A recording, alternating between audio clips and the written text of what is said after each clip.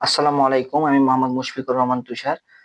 আজকের টপিক হলো একই দিনে একটা জমি নিয়ে দুইটা দলিল সম্পাদিত হইলে বা রেজিস্ট্রেশন হইলে সেক্ষেত্রে কোন দলিলটি বহাল হবে। তো সচরাচর যেটা আমরা জানি, রেজিস্ট্রেশন আইন 47 সেকশন অনুযায়ী একই জমি নিয়ে দুটি দলিল সম্পাদিত হইলে বা রেজিস্ট্রেশন হইলে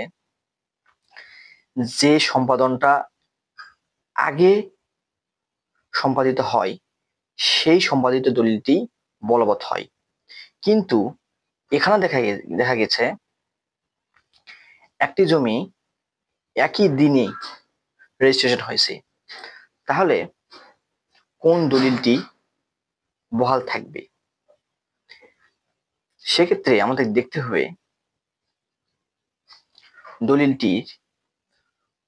কোন দলিলটি আগে সম্পাদিত হয়েছে, অর্থাৎ যে দলিলটি আগে সম্পাদিত হবে সেই দলিলটি বলবৎযোগ্য হবে।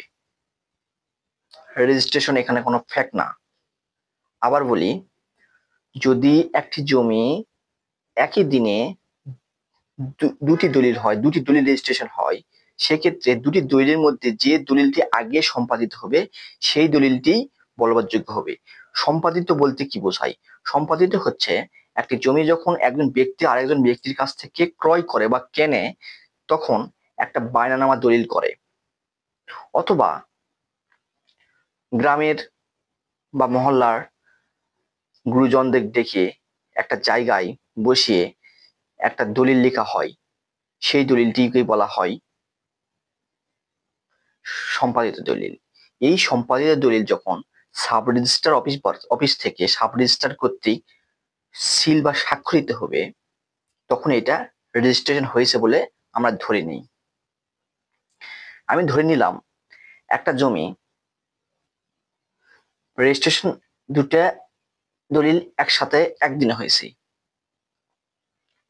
তখন আমরা বলবো যেটা আগে সম্পাদিত হয়েছে সেই দলিলটি বলবৎ থাকবে। কিন্তু যদি দেখা যায় এমন কোনো ব্যক্তি প্রতারণা করে দুটা দলিলের সম্পাদন একদিনেই করছে, তখন কি হবে? অর্থাৎ দুটা দলিলের সম্পাদনও একদিনে, আবার রেজিস্ট্রেশন একদিনে। তখন আমাদের দেখতে হবে দলিলের প্রথম পেজের ডান কর্নারে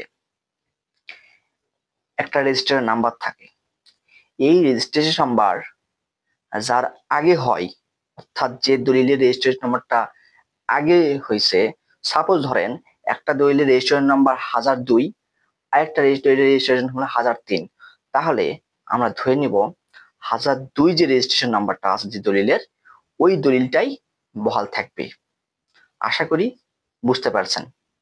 ধন্যবাদ।